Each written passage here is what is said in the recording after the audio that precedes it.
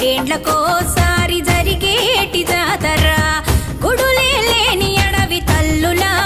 జాతర